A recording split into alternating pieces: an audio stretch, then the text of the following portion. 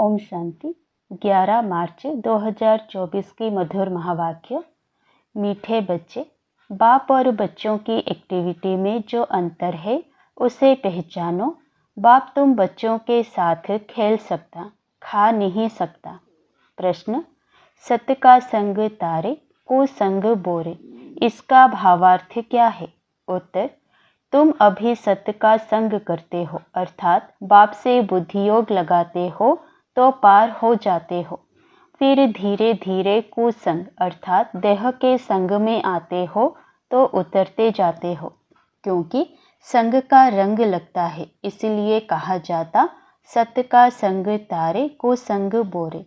तुम देह सहित देह के सब संबंधों को भूल बाप का संग करो, अर्थात बाप को याद करो तो बाप समान पावन बन जाएंगे। ओम शांति। अब बच्चों की 2 क्लास हो गई, यह अच्छा है। एक याद की यात्रा जिससे पाप कटते जाते, आत्मा पवित्र बनती जाती है, और दूसरा क्लास होता है ज्ञान का। ज्ञान भी सहज है, कोई डिफ़िकल्टी नहीं। तुम्हारे सेंटर और यहाँ में फ़र्क रहता है। यहाँ तो बाप बैठे हैं और बच्चे हैं। यह मेला है बाप और बच्चों का, और तुम्हारे सेंटर्स में मेला लगता है बच्चों का आपस में, इसीलिए बच्चे सम्मुख आते हैं। भल याद करते हैं, परंतु तुम सम्मुख देखते हो। तुम्ही से बैठूं, तुम्ही से बातचीत करूं। बाप ने समझाया है, बाप और बच्चों की एक्टिविटी में फ़र्क है। ख्याल करो, इसमें बाबा का पार्ट क्या है और रथ का पार्ट क्या है? क्या बाप रथ द्वारा खेल सकते हैं? हाँ, खेल सकते हैं। जब कहते हैं तुम्ही से बैठूं, ऐसे ही तुम्ही से खाऊं, क्योंकि खुद तो वो खाते नहीं। बच्चों साथ खेलना कूदना वो तो बाप खुद समझते हैं। दोनों खेलते हैं, करते तो सब कुछ यहाँ ही तुम्हारे साथ हैं, क्योंकि वो सुप्रीम टीचर भी है। टीचर का तो काम है बच्चों को बहलाना। इंडोर गेम होती है ना, आजकल तो गेम्स भी बहुत निकल गई हैं, भिन्न भिन्न प्रकार की। सबसे नामी ग्रामी है चौपड़ का खेल, जिसका महाभारत में वर्णन है, परंतु वह जुआ के रूप में है। जुआ वालों को पकड़ते हैं। यह सब भक्ति मार्ग की पुस्तकों से बातें निकाली है। तुम जानते हो कि यह व्रत नेम आदि सब भक्ति मार्ग की बातें हैं। निर्जल रखते, खाना भी नहीं खाते तो पानी भी नहीं पीते। अगर भक्ति मार्ग में प्राप्ति होती भी है तो अल्पकाल की। यहाँ तो तुम बच्चों को सब समझाया जाता है। भक्ति मार्ग में धक्के बहुत खाते हैं। ज्ञान मार्ग है सुख का मार्ग। तुम जान गए हो, हम सुख का वर्षा बाप से ले रहे हैं। भक्ति मार्ग में भी याद करना होता है एक को। एक की पूजा भी अव्यभिचारी पूजा है, वह भी अच्छी है। भक्ति भी सतो रजो तमो होती है। सबसे ऊंचे ते ऊंच सतो गुणी है शिव बाबा की भक्ति। शिव बाबा ही आकर सब बच्चों को सुखधाम में ले जाते हैं। जो सबसे जास्ती बच्चों की सेवा करते, पावन बनाते, उनको पुकारते भी हैं। फिर कहते ठीकर भीतर में है। यह ग्लानि हुई ना। तुम बच्चों को बेहद के बाप द्वारा राज्य भाग्य मिला था, फिर मिलना है जरूर। तुम ज्ञान को अलग, भक्ति को अलग समझते हो। राम राज्य और रावण राज्य कैसे चलता है, यह भी तुम नंबरवार पुरुषार्थ अनुसार जानते हो।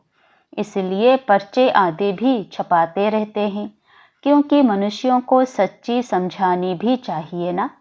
तुम्हारा सब कुछ है सच। बच्चों को सर्विस करनी चाहिए। सर्विस तो बहुत है, यह बेज ही कितना अच्छा है सर्विस के लिए। सबसे बड़ा शास्त्र है यह बेज। अब यह है ज्ञान की बातें, इसमें समझाना पड़ता है। यह याद की यात्रा अलग है। इसको कहा जाता है अजपा जप। जपना कुछ नहीं है, अंदर में भी शिव शिव नहीं कहना चाहिए, सिर्फ बाप को याद करना है। यह तो जानते हो, शिव बाबा बाप है, हम आत्माएं उनकी संतान हैं। वही सम्मुख आकर कहते हैं, मैं पतित पावन हूँ, मैं कल्प कल्प आता हूँ पावन बनाने। देह सहित देह के सब संबंध छोड़ अपने को आत्मा समझो। मुझ अपने बाप को याद करो तो तुम पावन बन जाएंगे। मेरा पाठ ही है पतितों को पावन बनाने का। यह है बुद्धि का योग अथवा संग बाप के साथ। संग से रंग लगता है, कहा जाता है संग तारे को संग बोरे। बाप से बुद्धि योग लगाने से तुम पार हो जाते हो, फिर उतरने शुरू कर देते हो। उनके लिए गाया जाता है सत्य का संग तारे। उसका अर्थ भी भक्ति मार्ग वाले नहीं जानते। तुम समझते हो हमारी आत्मा पतित है, वह पावन के साथ बुद्धि का योग लगाने से पावन बनती है। आत्मा को परमात्मा बाप को याद करना पड़ता है। जब आत्मा प्योर बने तब शरीर भी पवित्र बने, सच्चा सोना बने। यह है याद की यात्रा। योग अग्नि से विकर्म भस्म होते हैं, खाद निकल जाती है। तुम जानते हो सतयुगी नई दुनिया में हम पवित्र संपूर्ण निर्विकारी थे, 16 कला संपूर्ण भी थे। अभी कोई कला नहीं रही है। इसको कहा जाता है राहु का ग्रहण। सारी दुनिया खास भारत पर राहु का ग्रहण लगा हुआ है। तन भी काले हैं, जो कुछ तुम इन आँखों से देखते हो सब काले हैं। यथा राजा रानी तथा प्रजा। श्याम सुंदर का अर्थ भी कोई नहीं जानते हैं। कितने नाम मनुष्यों के रख दिए हैं। अब बाप ने आकर अर्थ समझाया है। तुम ही पहले सुंदर फिर श्याम बनते हो। ज्ञान चिता पर बैठने से तुम सुंदर बन जाते हो, फिर भी यह बनना है श्याम से सुंदर, सुंदर से श्याम। उनका अर्थ बाप ने आत्माओं को समझाया है। हम आत्माएं एक बाप को ही याद करती हैं। बुद्धि में आ गया है हम बिंदी हैं। इसको कहा जाता है आत्मा की रियलाइजेशन। फिर देखने के लिए इनसाइट। यह तो है समझने की बातें। आत्मा को समझना है। मैं आत्मा हूँ, यह मेरा शरीर है। हम यहाँ शरीर में आकर पार्ट बजाते हैं। पहले पहले हम आते हैं ड्रामा के प्लान अनुसार। आत्माएं तो सब हैं, कोई में पार्ट कितना है, कोई में कितना। यह बड़ा भारी बेहद का नाटक है। इसमें नंबरवार कैसे आते हैं, कैसे पार्ट बजाते हैं, यह तुम जानते हो। पहले पहले देवी देवता घराना है। यह नॉलेज भी तुमको अभी है, इस पुरुषोत्तम संगम युग पर। बाद में फिर यह कुछ भी याद नहीं रहेगा। बाप खुद कहते हैं यह ज्ञान प्राय लोप हो जाता है। किसको भी यह पता नहीं है कि देवी देवता धर्म की स्थापना कैसे हुई। चित्र तो है, परंतु वह कैसे स्थापन हुआ किसको भी पता नहीं। तुम बच्चों को पता है, फिर तुम औरों को आप समान बनाते हो। बहुत हो जाएंगे तो ज़रूर फिर लाउड स्पीकर भी रखना पड़ेगा। कोई ज़रूर युक्ति निकलेगी। बहुत बड़े हॉल की भी दरकार पड़ेगी। जैसे कल्प पहले जो कुछ एक्ट की थी वही फिर होगी। यह समझ में आता है। बच्चे वृद्धि को पाते रहेंगे। बाबा ने समझाया था शादी के लिए जो हॉल आदि बनाते हैं उनको भी समझाओ। यहाँ भी शादी के लिए धर्मशाला आदि बना रहे हैं ना। कोई अपने कुल के हैं तो झट समझ जाते हैं। जो इस कुल के नहीं होंगे वह विघ्न डालेंगे। जो इस कुल के होंगे वह मानेंगे कि यह सत्य कहते हैं। जो इस धर्म के नहीं होंगे वो लड़ेंगे, कहेंगे यह तो रस्म चली आ रही है, अभी अपवित्र प्रवृत्ति मार्ग है। फिर बाप आए हैं पावन बनाने। तुम पवित्रता पर जोर देते हो, इसलिए कितने विघ्न पड़ते हैं। आगा खां है, उनका कितना मान है। पोप का भी मान है। तुम जानते हो पोप क्या आकर करते हैं। लाखों करोड़ों शादियां कराते हैं। बहुत शादियां होती है। पोप आकर हथेलियां बंधवाते हैं। इसमें वो लोग इज्जत समझते हैं। महात्माओं को भी शादी पर बुलाते हैं। आजकल सगाई भी कराते हैं।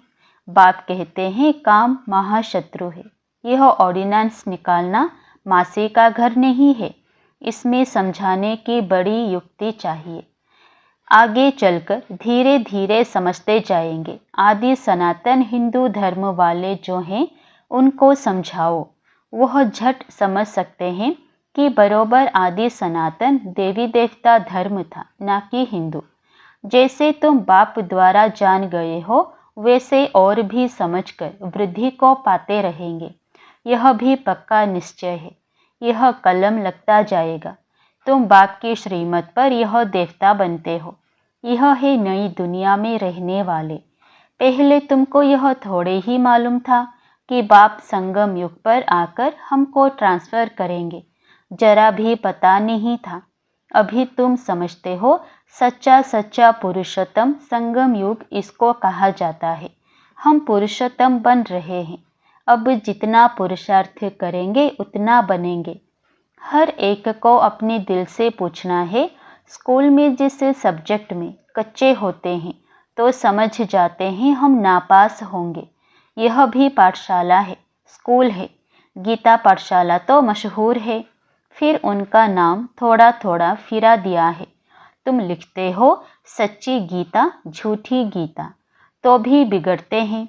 जरूर खिटखिट होगी, इसमें डरने की बात नहीं। आजकल तो यह फैशन पड़ गया है। बसों आदि को जलाते आग लगाते रहते हैं। जिसने जो सिखाया वही सीखे हैं। आगे से भी जास्ती सब सीख गए हैं। सब पिकेटिंग आदि करते रहते हैं। गवर्नमेंट को भी हर वर्ष खोट व घाटा पड़ती है, तो फिर टैक्स बढ़ाए जाते हैं। एक दिन बैंक आदि सबके खाने खोल देगी। अनाज आदि के लिए भी जांच करते हैं, कहाँ जास्ती तो नहीं रखा है। इन सब बातों से तुम छूटे हुए हो। तुम्हारे लिए मुख्य है ही याद की यात्रा। बाप कहते हैं, मेरा इन बातों से कोई वास्ता नहीं, मेरा तो सिर्फ काम है रास्ता बताना। तो तुम्हारे दुख सब दूर हो जाएंगे। इस समय तुम्हारे कर्मों का हिसाब किताब चुप्त होता है। रही खोई व बची हुई बीमारी आदि सब बाहर निकलेगी। पिछाड़ी के रहे हुए कर्मों का हिसाब किताब चुप्त होना है। डरना नहीं है। बीमारी में भी मनुष्यों को भगवान की याद दिलाई जाती है ना। तुम हॉस्पिटल में भी जाकर नॉलेज दो कि बाप को याद करो, तो विकर्म विनाश हो जाएंगे।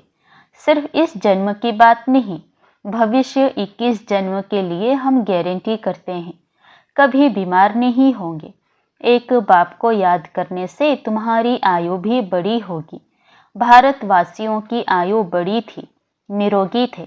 अब बाप तुम बच्चों को श्रीमत देते हैं श्रेष्ठ बनने के लिए। पुरुषोत्तम अक्षर तो कभी भी भूलो नहीं। कल्प कल्प तुम ही बनते हो, ऐसे और कोई कह ना सके। तो ऐसी ऐसी सर्विस बहुत कर सकते हो। डॉक्टर से तो कोई भी समय टाइम ले सकते हो। नौकरी करने वाले भी बहुत सर्विस कर सकते हैं। मरीजों को बोलो, हमारा भी बड़ा डॉक्टर है, अविनाशी बेहद का सर्जन है। हम उनके बने हैं जिससे हम 21 जन्म निरोगी बनते हैं। हेल्थ मिनिस्टर को समझाओ कि हेल्थ के लिए इतना माथा क्यों मारते हो। सतयुग में मनुष्य बहुत कम थे। शांति, सुख, पवित्रता सब थी। सारी दुनिया में तुम ही सबका कल्याण करने वाले हो। तुम पंडे हो ना, पांडव संप्रदाय हो, यह किसी की बुद्धि में नहीं होगा। फूड मिनिस्टर को समझाओ। पहले पहले सबसे बड़ा फूड मिनिस्टर तो शिव बाबा है। इतना अनाज देते जो स्वर्ग में कभी खोट नहीं होगी।